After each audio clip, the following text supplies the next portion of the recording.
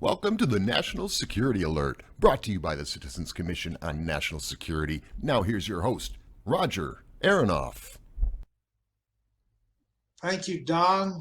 Welcome, everyone, to the latest episode of the National Security Alert. We have something really special for you today as we are going into the weekend, which is September 11th, and it's anniversary of, obviously, the 2001 terrorist attack, but also the 2012 Benghazi catastrophe, as we'll call it.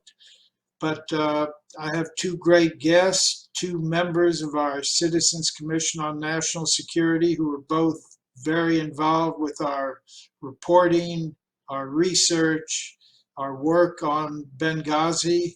And I'd like to bring them both on with me on screen right now and welcome General Tom McInerney and Clare Lopez. Good to have you both with us today.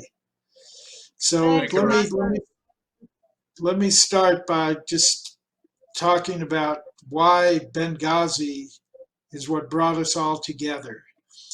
The way at the time, 2013, it happened in 2012, but in 2013 I had interviewed Ace Lyons because he was talking about Benghazi at the time. And shortly after that, I was at an event that Ace was there, Tom was there, Paul Valley was there, and I talked to Ace and I said, look, this Benghazi thing, there were like 7 investigations going on, but none of them were really doing a comprehensive look at it. And they were taking each of their own position. For instance, the Accountability Review Board from the State Department didn't even interview Hillary Clinton.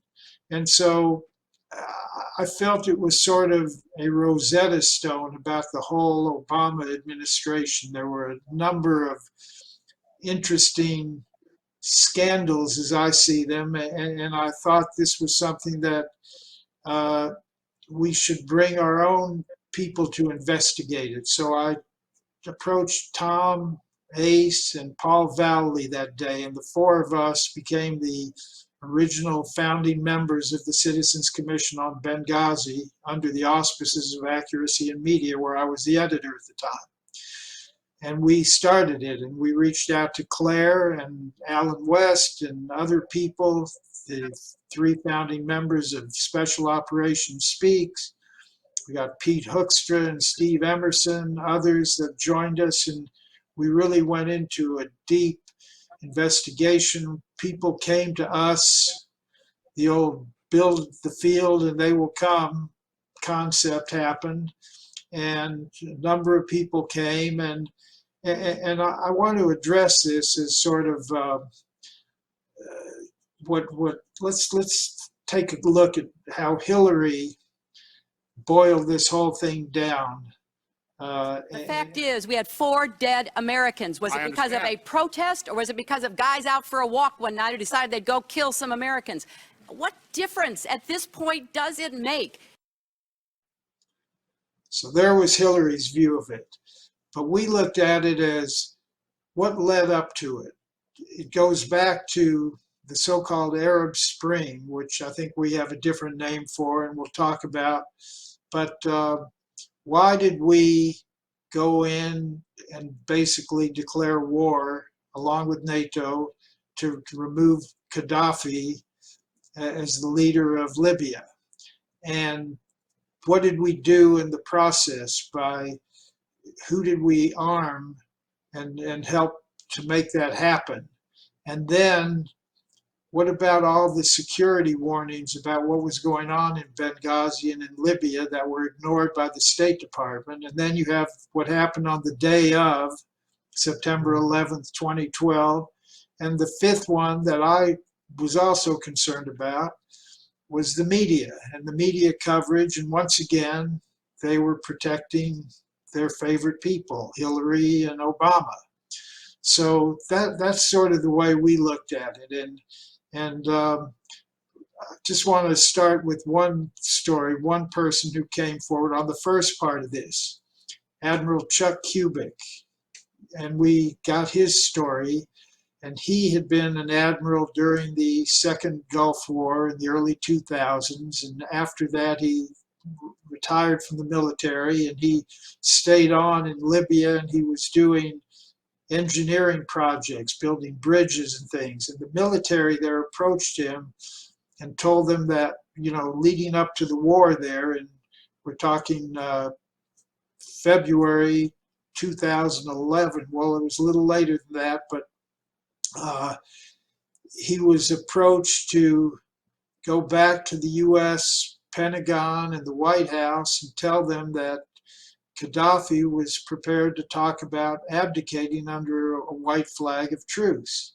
And so he delivered that message to the Stuttgart, to AFRICOM, to the Pentagon. And yet they chose not to do it, and then the war started.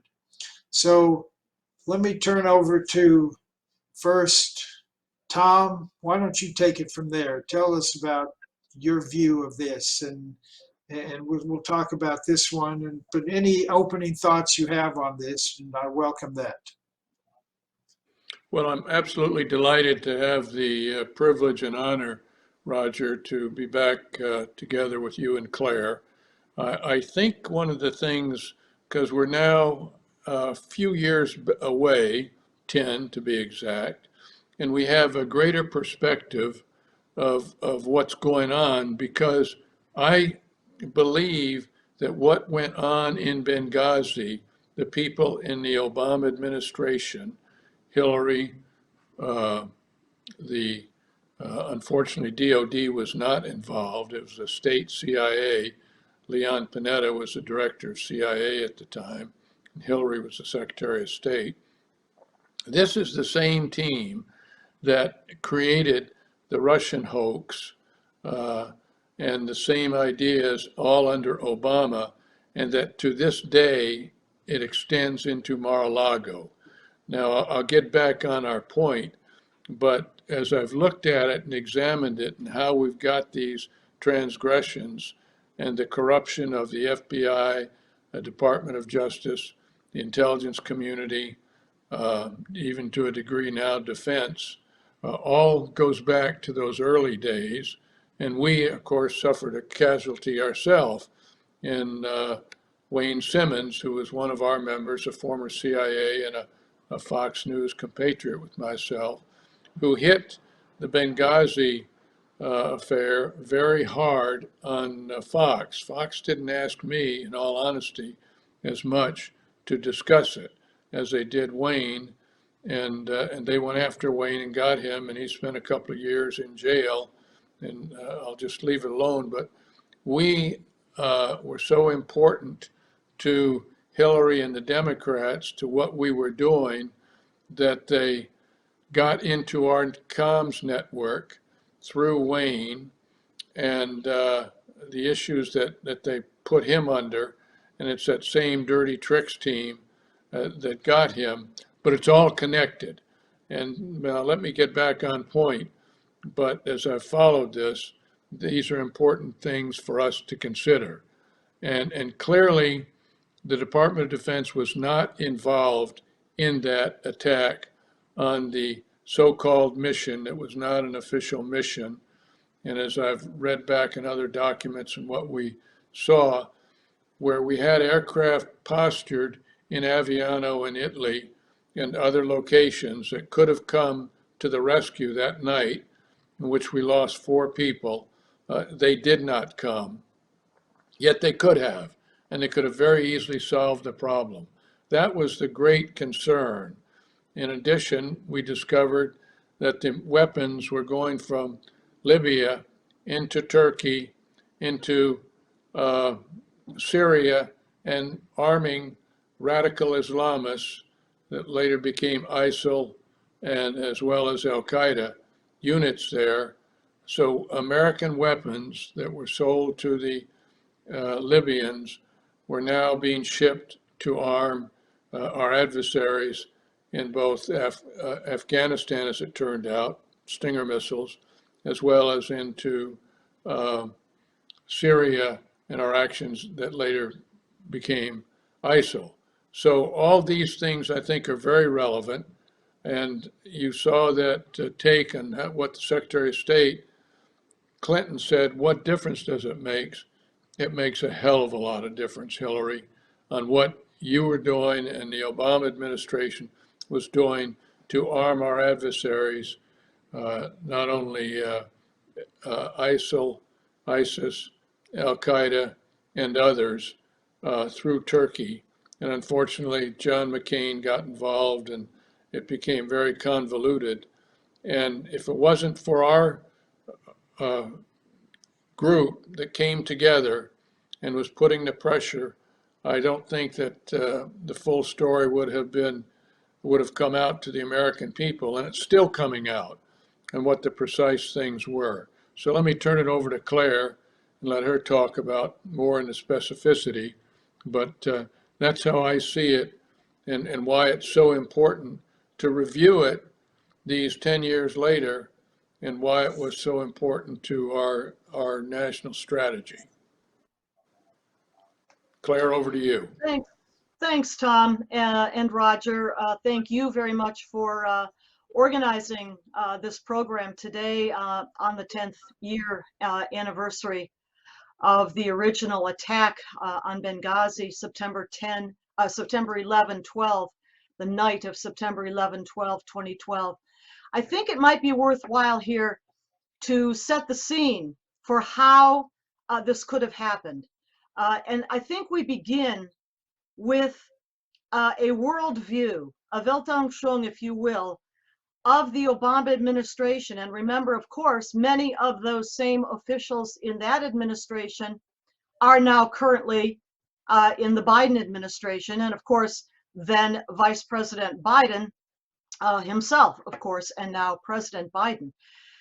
Their worldview was that America is a force for ill in the world. That is their fundamental belief and worldview. And so to correct that, as they would see it, they want to withdraw American power and influence from the world, and in particular from the Middle East, North Africa region. Now, going back those 10 years, that amounted to a kind of a balancing act, if you will. Across North Africa, where most of the population is Sunni Muslim, the Obama administration decided that that should be turned over to the Muslim Brotherhood, a jihadist Islamic jihad organization founded in Egypt in 1928. We know something about that policy from a document that is called PSD 11, Presidential Study Directive 11, that reportedly, at least, was issued sometime in either 2010 or 2011. It remains classified to this day, despite many requests to have it declassified, but there have been leaks. For example, Bill Gertz wrote about PSD 11 in the Washington Times when he was writing columns there. And from those kinds of columns, the information we can understand from that PSD 11 is that the Obama administration made a decision to turn North Africa over to the jihadi Islamic terror organization, the Muslim Brotherhood. Now, at the time, the president of Tunisia, Ben Ali, the ruler of Libya, Muammar Gaddafi, the longtime head of Egypt, Hosni Mubarak, were all American allies. In the sense, not that they were altar boys, they were not. But the point is that they were helping us to keep the forces of Islamic terror suppressed in their region. They kept Al Qaeda, they kept the Muslim Brotherhood down. That was what they were doing. And in Libya specifically, Muammar Gaddafi was actually accepting released detainees from Gitmo, Guantanamo Bay, who had been detained there in the wake, the years after 9/11, he was taking back Libyan nationals and putting them in Libyan jails. That in addition to suppressing Al-Qaeda and the Muslim Brotherhood overall. But what we know from PSD-11 and what has come out about it over the years is that the Obama administration, Secretary of State Hillary Clinton and others, decided that the Muslim Brotherhood, again, a jihadist Islamic organization, should be allowed to take over North Africa.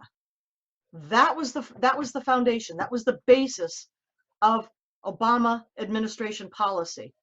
Now, just by way of a fast forward to today, or not even so far until today, but let's say back to 2012, 13, 14, 15, I'm talking about the lead up to the 2015 JCPOA, Joint Comprehensive Plan of Action, the nuclear deal reached among the P5+1 permanent 5 members of the UN Security Council, US, UK, France, China, Russia, +1 Germany, and of course the IAEA, International Atomic Energy Agency, nuclear watchdog, monitoring agency of the UN.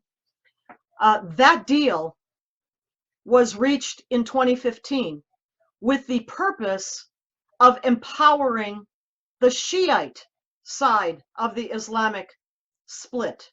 North Africa for the Sunnis, the Middle East region of the heartland, if you will, maybe, of the Middle East, the Persian Gulf region, for the Shiites.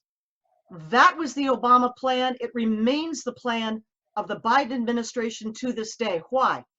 Because they want American power and influence out of these regions, and they want Muslim Brotherhood and Al-Qaeda to dominate in North Africa, and they want the Shiite, crazy Persian Shiite regime in Tehran, a jihadist regime as well.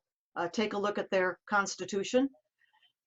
They want them to become a nuclear power, that is, to have a deliverable nuclear weapon with which to dominate the Middle East region, to dominate their more numerous Sunni neighbors, and of course, to counter Israel, which these officials in the Biden administration, Obama administration, utterly loathe. So that was the balancing act.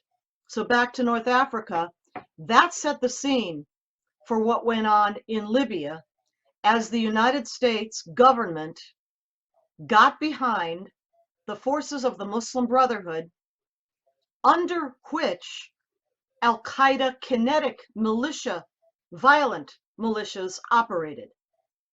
Muslim Brotherhood was the leadership, and under them, Al-Qaeda worked as the on-the-ground militias, and that's who attacked our special mission compound the night of September 11 and 12 in 2012. Okay, great background from both of you. So what I want to talk about next, all of this is up on our website at ccnationalsecurity.org. And there's a tab up there, Benghazi. It has both of our reports, all of our press conferences, speeches, articles, very easy. And what I would really recommend is you go to the final report from 2016, and the quick read would be the foreword, the key takeaways, and the executive summary for people that want to just get a quick look at what we've done, which really, I think, more than anyone, we tell the whole narrative and then connect the dots and name the names. And interestingly enough, when we released that, the day before, Trey Gowdy, who had headed up the select committee for Congress, came out and announced their report was ready to be released. And basically what he says is, here's 800 pages. Read it for yourself, come to your own conclusions. Well, we found that wholly inadequate. It really wasn't what we were counting on and hoping he would do. Everyone was excited when he was named as the chairman. But frankly, it was disappointing when he finally announced issuing the report. But we feel that we have really documented it, done really a great job, I think, doing that. And so the first report was called How America Changed Sides in the War on Terror. And this is a key point because what Claire was talking about, and then we basically, this is what Chris Stevens did. Why don't you take this part of it, Claire, and just kind of let's keep it brief, and then we'll move around the table here. Sure. So, yeah. Right. So in that period of time, as the rebellion against Muammar Gaddafi gained steam in 2011, the United States ambassador to Tripoli, Libya, was Ambassador Chris Stevens. He is one of those four who was killed the night of the attack, September 11, 12. And his job was to be the United States liaison to Al-Qaeda, to the Muslim Brotherhood in Libya. That was his job, to help them to overthrow our ally, Muammar Gaddafi. And the way that was done is that weapons of all kinds were being shipped into Libya, both by air, but mostly by sea. There was a logistics hub for the collection of those weapons in Qatar, and from there shipped over, planes also, but mostly by ship. And Ambassador Stevens reportedly was on the docks of Benghazi, which, as you know, is a port on the Mediterranean, the northern part of Libya. He was there to greet the ships and to help distribute the weapons as they came off the ships to the Al-Qaeda militias who would use them to depose our ally, Muammar Gaddafi. That is what happened in the lead up during the wartime, the civil wartime of 2011. Eventually, as we know, of course, Muammar Gaddafi is overthrown and killed in October of 2011. And that's when the chaos really began. But the basis for it, the foundation for it, was a United States commitment, State Department commitment, Ambassador Chris Stevens' commitment to empowering the jihadis to take over Libya. Let me turn to Tom. First, let me mention there were some 600 requests from Benghazi to beef up the security there before September 11th occurred. And 100 of those went to the State Department, Hillary, and she denied having ever seen those during that famous 11-hour session she spent before Congress. But they failed to take that seriously and beef up the security. And so the next phase was what Leon Panetta, the Secretary of Defense. Don, do you have those two clips? I think let's play them back to back, and then I want to get Tom to talk about that, because both as a former Air Force man, military man, he can address these issues. And I want to say that Tom is the person who led the attacks into Libya in 1986. We'll get him to talk about that a little too. But first, go ahead and show us the two clips from Panetta. Ooh, sorry, Roger. I don't have clips from Panetta. I must have missed Oh, those. I'm sorry. I sent those this morning. Well, basically, what he says, there's two things. One, he says that we didn't have good enough intelligence to go in, and you don't send people in blindly to a situation where even when your people are under attack like that. That was one. And the other one was, he said, we didn't have enough time.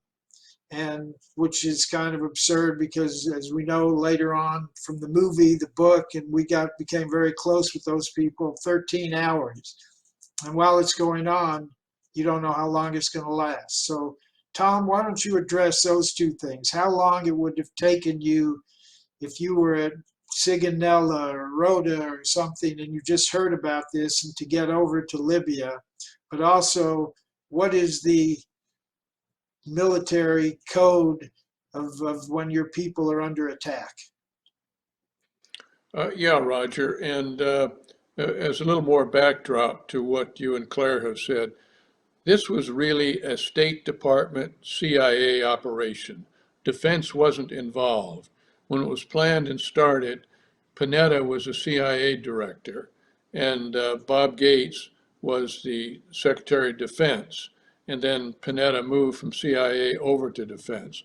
But Defense wasn't involved and aware of what was going on. And I think this is important because it impacts what did not transpire.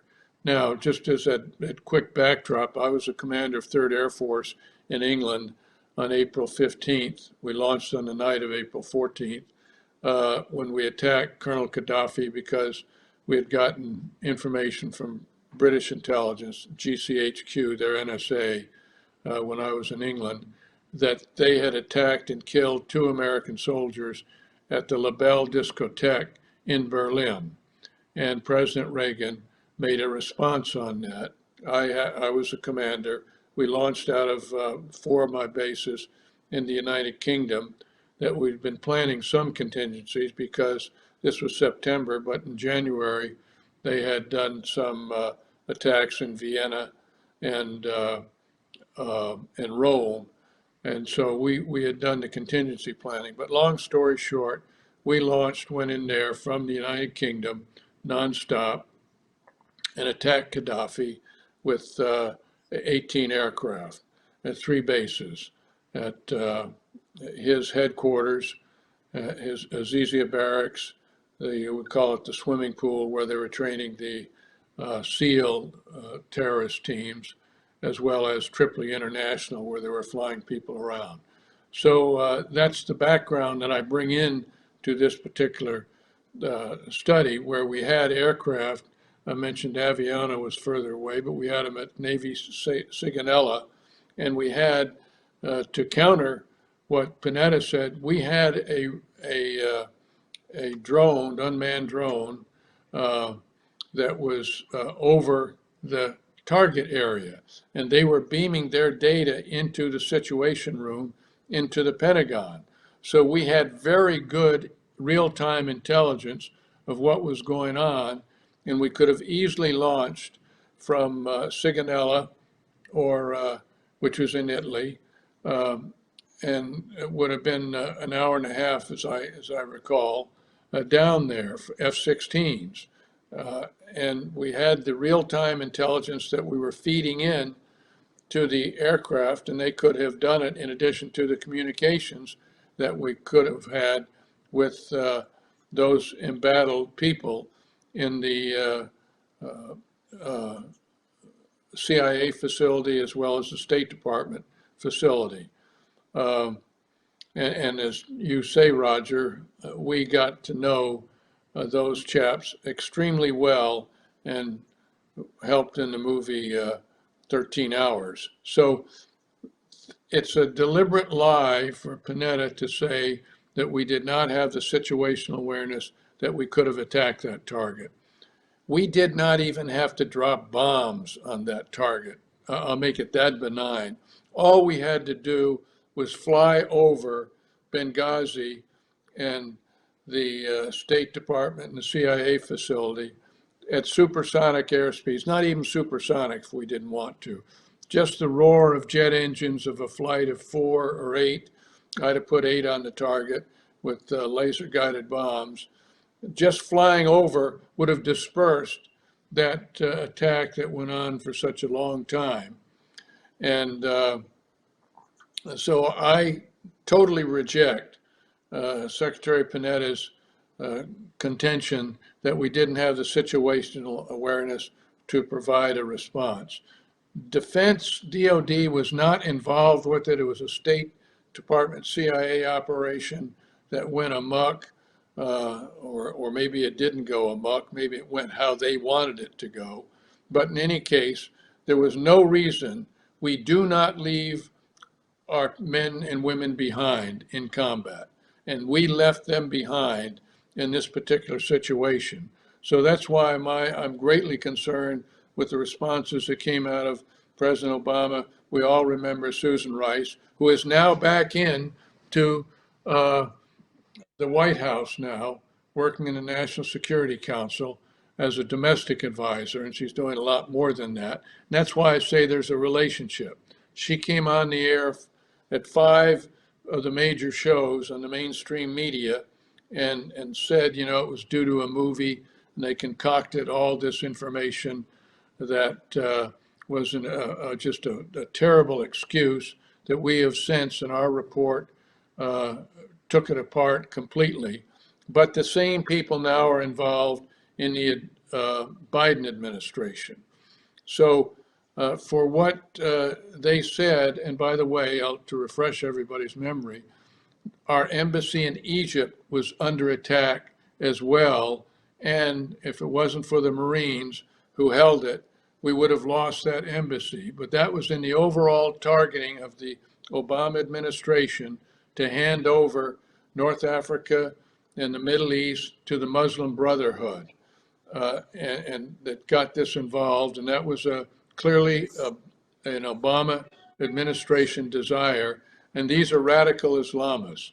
So you can see why I strongly reject that position. By the way, they traded out the chairman of the Joint Chiefs of Staff during this period right after the September 11th attack. Admiral Mullen was replaced by a Marine, General Dempsey. And of course, they switched out Bob Gates, and Panetta went into defense. So you can see, and they moved General Petraeus in to be the national security, to be the director of CIA. And we know how that all turned out. But they had to do a little refresh there, and they had to put Panetta in defense to beef up their particular position and get responses out of Panetta like he made, and I just countered, because we could have very easily given them support, and we should have. Okay, Claire, any comments you want to make following up on Tom there? Yeah, I think we might bring the overall timeline forward. So Okay. after the overthrow of Muammar Gaddafi in October of 2011, which exactly was a Department of State-led operation with Ambassador Chris Stevens in the lead, things became extremely chaotic in Libya. The militias that had overthrown him ran amok. His warehouses that were full of all kinds of armaments, including manpads or shoulder-fired surface-to-air missiles. They were looted, of course, and the concern grew among the national security leadership in the United States that these loose missiles could become a very dangerous security threat to aircraft in the area and perhaps beyond. So this is the point in time in 2011 when ambassador, or I should say, when, first of all, he was envoy to Al-Qaeda, Chris Stevens, is now named overall ambassador to Libya, to Tripoli, Libya. And in that first part of 2012, as the militias are running around, the weapons are sloshing all over the place. That is when the mission in Libya was turned over to the CIA. And we learned this, of course, through our security guys who starred in the movie 13 Hours in Benghazi. The book by that name came first as well. And the mission was to buy up as many of those missiles as they could get off of the open market. And they were paying $150,000, $175,000 a piece on the street to buy up those weapons and sort of get them off the market. That's what the mission in Benghazi, the CIA mission, was about in those early months of 2012. Then what happened is that the decision was made what to do with those missiles they bought up, among other weaponry too. Well, what better place for them than another Muslim Brotherhood Islamic Al-Qaeda uprising, this time in Syrian battlefields, going on at that time, 2012. This is the period of time when the Islamic State in Iraq and Al-Sham, that's what ISIS stands for. ISIS is Islamic State in Iraq and Al-Sham. Of course, they changed their name in 2014, and from that point onwards, it has been simply IS, Islamic State. Dolat Islamiyya fi al-Iraq wal Sham in Arabic. And so the missiles and other weaponry were put on ships that sailed out of Libyan northern ports like Benghazi on the Mediterranean Sea and sent across the Mediterranean over to, as Tom I think said earlier, to Turkey and also to ports in Syria itself, offloaded there to be distributed among the jihadist forces fighting there, and that included Al-Qaeda and the Muslim Brotherhood and what would eventually coalesce to become the Islamic State or ISIS, distributed to them in their battle to overthrow Bashar al-Assad, the dictator, the ruler of Damascus. And the only reason he's still there is because the Iranian Shiites, Hezbollah, their terror proxy, and the Russians came to his assistance. But that's where the weapons were going, out of Libya. At this point in time, in 2011, this is when the shift occurred in the overall mission away from the State Department, now to the CIA. It was their mission to get the weapons out of Libya. It was their mission to distribute those weapons from bases along the Turkish border, across that border into Syrian battlefields to help, yes, to help Al-Qaeda and the Muslim Brotherhood in those battlefields. That was the policy of the United States government.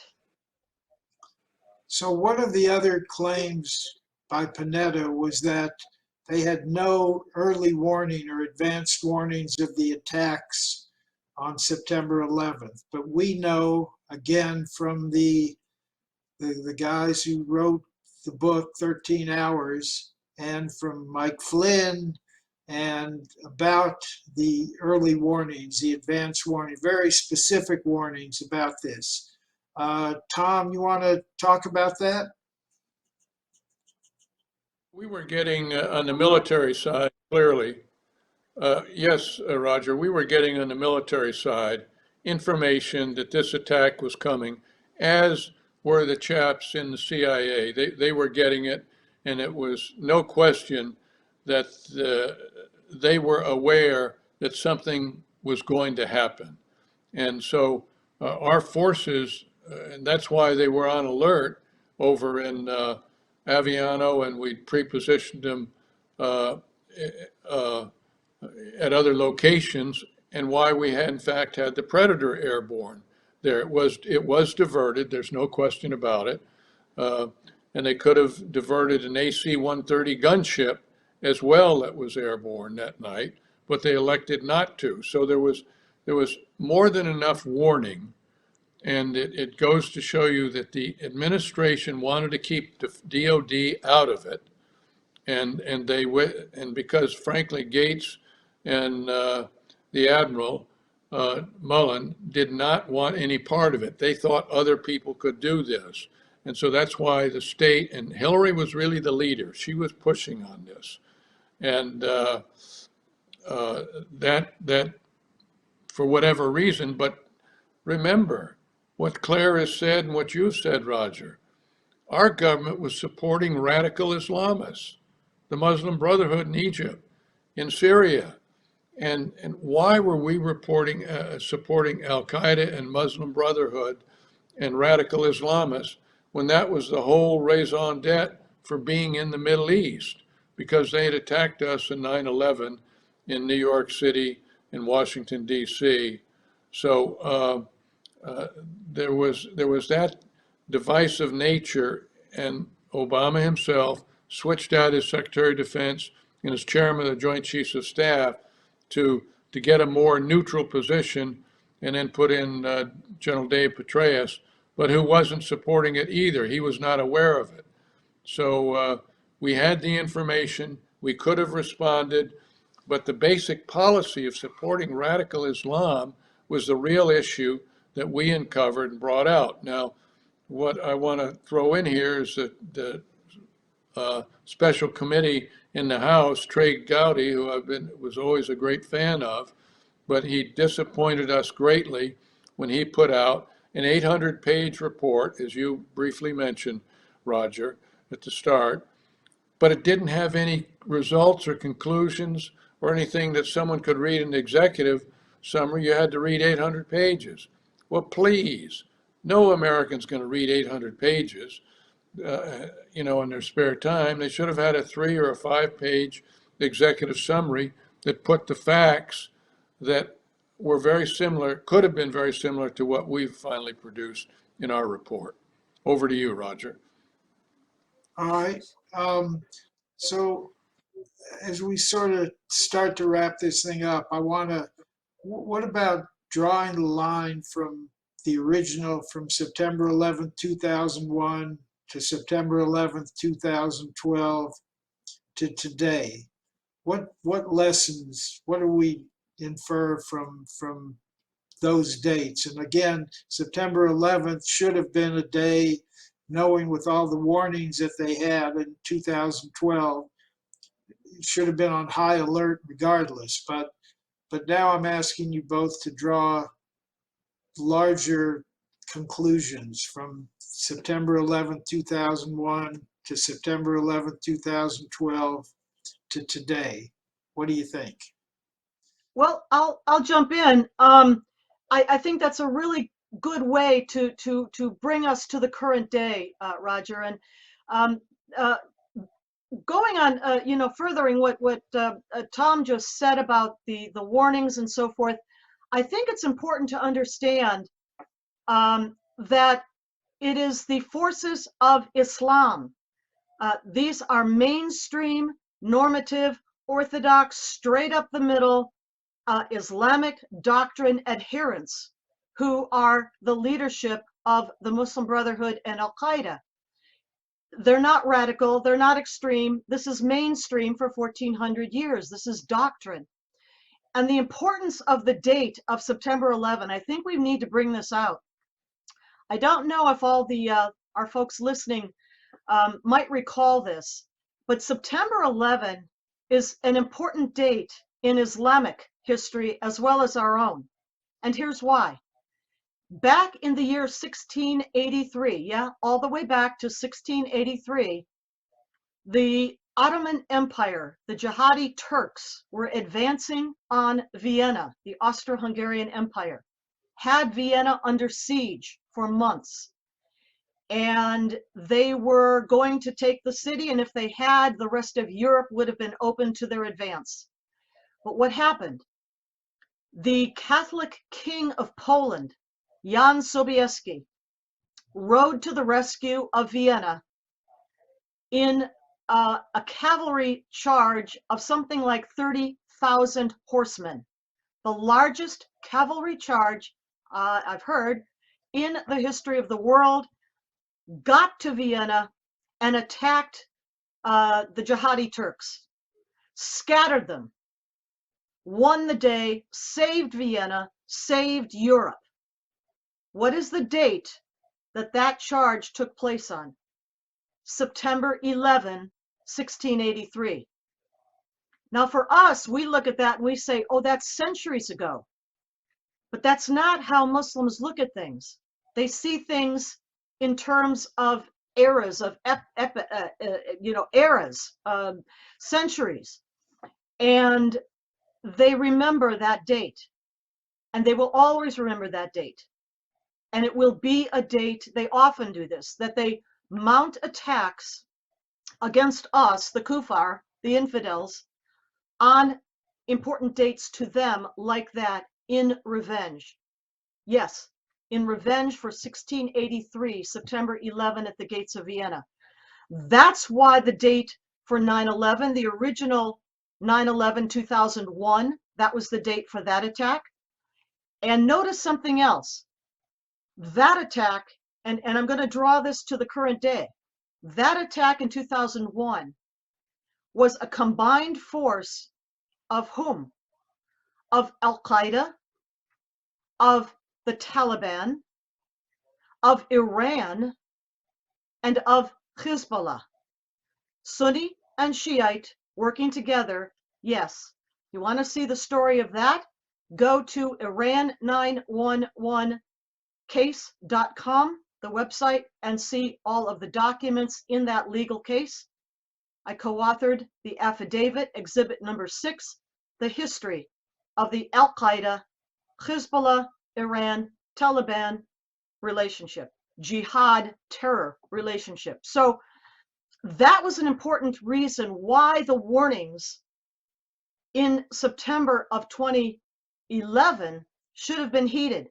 But because our top national security leadership, be it the executive branch, the Defense Department, the State Department, any of them, the intelligence community, they deliberately blocked all training, all information, all courses about that relationship, Al-Qaeda,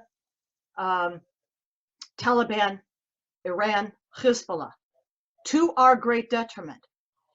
And so when the attacks were gearing up back to Benghazi in September of 2011, and then head of Al-Qaeda, Ayman al-Zawahiri, issued a warning, I don't know if folks remember this, issued a warning online, something to the effect of, O sons of Libya, rise up and strike the enemy, because a drone strike had just taken out one of his key top Al-Qaeda operatives. That warning went out just days before the attack was then mounted, first against our special mission compound in Benghazi, and then later that night against the CIA compound just a short distance away. To wrap this up and bring it to the present, when our forces fled Afghanistan in complete chaos and disarray 1 year ago in August of 2021, leaving behind, as Tom was talking about, you never do this, left behind hundreds, if not more, Americans and Afghans who had supported us and fought with us against the Taliban. We fled in disarray. We ceded over to the Taliban jihad enemy, Bagram Air Force Base, which is not a far distance at all from the border with China and from bases in China, where they have their nuclear missiles in Western China. When we fled and we left behind Bagram Air Force Base, over $85 billion with a B dollars worth of top advanced weaponry and equipment to the jihad enemy, Taliban, they knew that America was down, that this administration would not stand up to them. And so what's happening now, bring this full circle, bring it to the current day. You've got the exact same forces that gathered in Afghanistan pre 9/11, that is during the late 1990s. And I mean the Taliban, I mean Al-Qaeda, I mean Hezbollah, which has been training the Taliban since at least the 1990s. Now with the addition of the Islamic State Khorasan province with a presence there also. Jihadis all.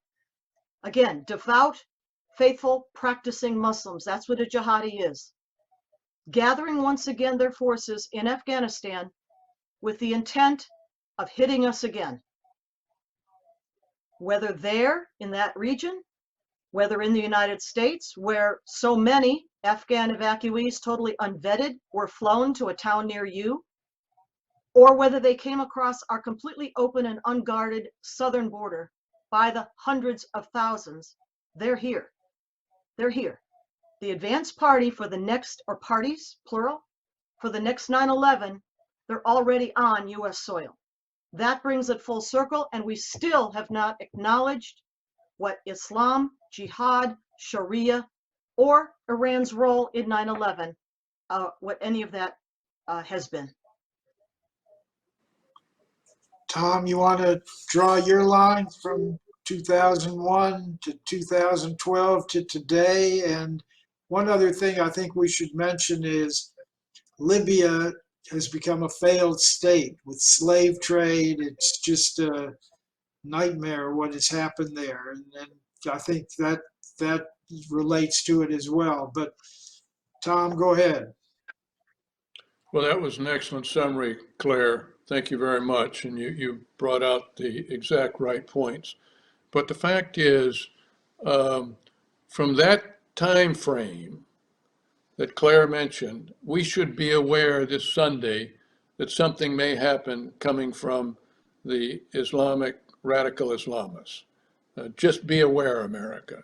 We have the Ukraine going on. We have enough going on there. But again, this is under the same administration, roughly equivalent. And that's because Biden was the vice president for that. He's now the president. All those people that were in those key billets, Susan Rice, Blinken, all of them are in this administration, and the same problems are starting to happen again. And there's no question that, and Claire, you hit it spot on, but Afghanistan was not a withdrawal. It was a deliberate surrender. Let's remember that. We surrendered and left our people behind. Number two, to today, we have 3 million to date so far, illegals coming across the border. And as you pointed out, Claire, they're in the United States, and some of them are terrorists. We have critical race theory being taught in the military, which we had the chairman of the Joint Chiefs of Staff, General Milley, said he was concerned about white rage. He wanted to know about it. Look, in my 35 years in the military, plus 4 years at West Point, 39 years in uniform, I never heard the term white rage. It is a Marxist ideology. Why are we teaching it in the service academies as well as in the military itself, in the operational units, et cetera, everywhere? So we now have the dollar devaluation, all of the money that we are spending well over, and where we lost our energy independence. The first day the Biden administration came in, I call it the Biden administration. The first day they came in, they killed our energy independence. And to be a great power, you have to have energy independence. And finally, when you look and see what has transpired in the Ukraine, what's going on over there, it was a signal, really, when this administration came in, a de facto signal that you can take over the Ukraine if you want. Just like the Obama administration did nothing when they seized Crimea when he was the president. And so at least Europe has stood up. But these issues, I believe, are the same ones that grew out of the failure at Benghazi and not responding there and drawing the lines and aiding radical Islamists and all those things that have gone on that are transpiring. Finally, I'm going to cap it off with, we had a pandemic. A pandemic called COVID-19. We're all familiar with it. That was not a pandemic. That was a deliberate biological attack. Nobody questions that it came out of Wuhan and the Wuhan virology lab. There's the question that Dr. Fauci. And the reason I'm mentioning this, because this is all related, I believe, to the actions that transpired in Benghazi and followed on it. And in 2005, the Chinese Communist Party promulgated a new defense strategy called unrestricted warfare. And it was how they would gain global dominance without using kinetic warfare, no bombs or bullets. And they would use massive biological warfare as well as massive cyber warfare. So in 2020, what hits us, and it's released on the Chinese New Year, is COVID-19, that it turns out we had funded our CDC gain of function through the Wuhan lab, monies that we funded ourselves, and it's clear in the public record. And then we now have the mandatory vaccination. We've lost 1 million people in that, and the mandatory vaccination has increased the death rate in the United States. I have no problem per se of the vaccination, but it should not have been mandatory. And they're kicking people out of the military today because they do not get this mandatory vaccination. And finally, the second biological attack is fentanyl. We are losing people in America today in the age 18 to 40 year group, 38 years of old, 38 years or 40, at the same rate that we lost casualties in World War II at the height of World War II. Over 100,000 killed in action in World War II a year in those years. We lost over 100,000 from fentanyl. It's 113,000 or something from fentanyl in 2022. So the Chinese, and they're behind this, and they were behind the biological attack on our election system that was done, and I predicted it on the 2nd of November 2020 in the Steve Bannon show, because I'd gotten tipped that they were going to use it, because the Obama administration had taken that CIA special access program called Hammer and Scorecard. Little did I know on the 2nd of November when I predicted it, that it in fact would have been deliberated by China. It was being used by the Obama administration as a whistleblower. Dennis Montgomery, who invented the system, became a whistleblower in 2015, reported this to Comey, and he turned in 47 servers full of information.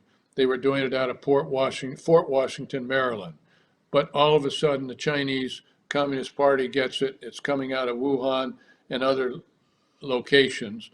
And the 6 battleground states that nobody wants to contest was Arizona, Nevada, Wisconsin, Michigan, Pennsylvania, and Georgia. And to finally wrap this up, they, for instance, in Pennsylvania, they mailed out 1.8 million, 1.6 million mail-in ballots because of COVID-19. They got back 2.4 million ballots, and they counted all 2.4. And so rather than do an audit, they did a recount, and they recount them again. But if you do an audit, they would have found that a lot of those ballots were not even folded and mailed in. They were pulled out by corrupt voting teams. And these specifics, all of you have seen 2,000 Mules, which Dinesh D'Souza came out with from Catherine Engelbrecht, and where they took the iPhones or the phones, and they were able to see the number of people who were going from Democratic facilities into the mail-in ballots, and over 10 times. Those are the only ones they counted.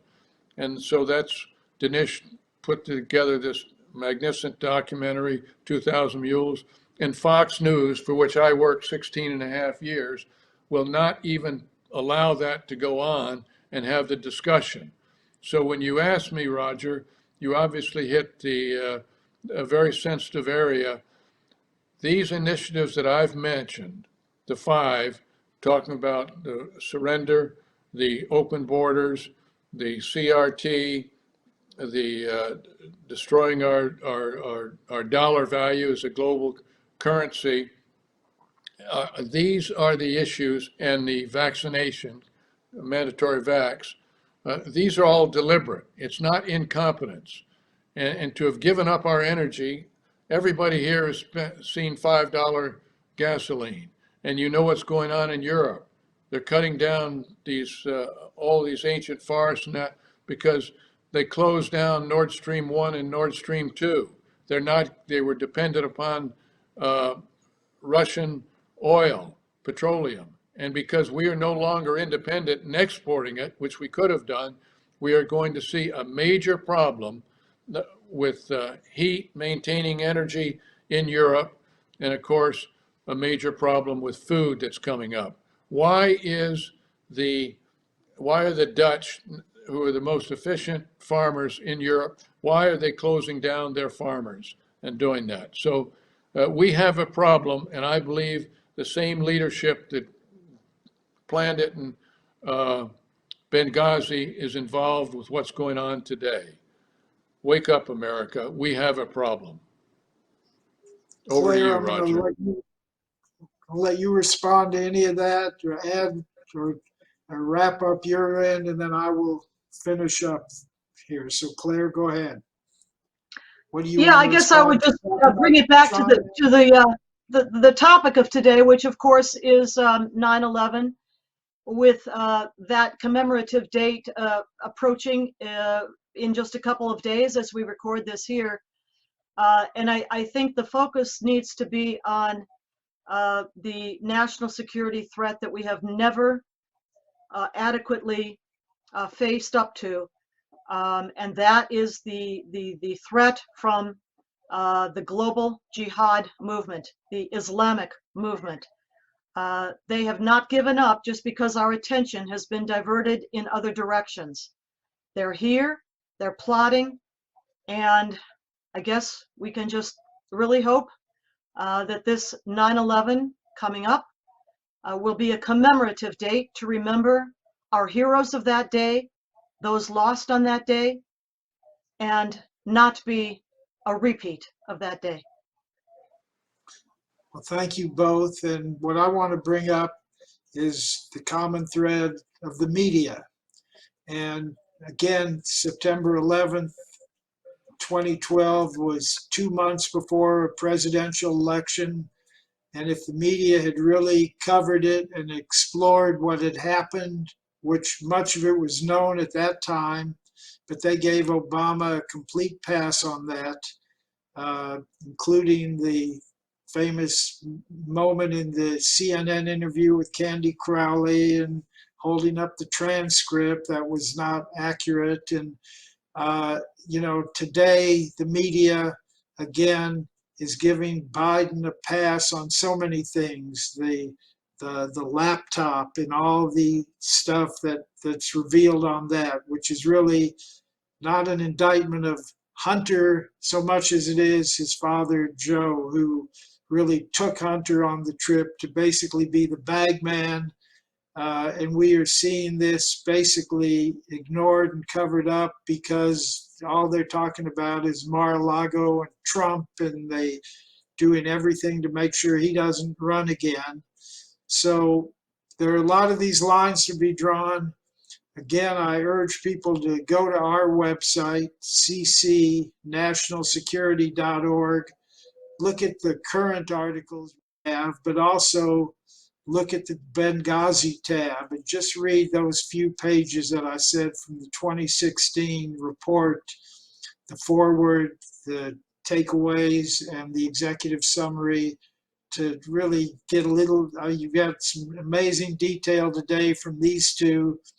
Claire, who was many years in the CIA, Tom, many years in the Air Force as a general. And so I think we have a lot of work ahead of us as the CCNS. We plan to dig into a lot of these topics that were mentioned: the border, elections, energy, China, Iran, all national security threats that we as a watchdog organization take very seriously and plan to really address them all continuously through the next couple years, many years, as long as we can keep going. And we've now been together 9 years, starting in 2013. For 4 years as CCB, Citizens Commission on Benghazi, and then since then as the Citizens Commission on National Security, an independent 501c3. And support us, sign up for our letters, watch our shows. We've got tremendous people, and I want to thank Tom and Claire for being with us today to reminisce about these special events, these awful events, really, and the meaning of them. So with that, we're going to sign off till next week. I want to thank you all for joining us today. Tom, Claire, you're the best. Thank you both, and look forward to continuing to work with you for many years to come.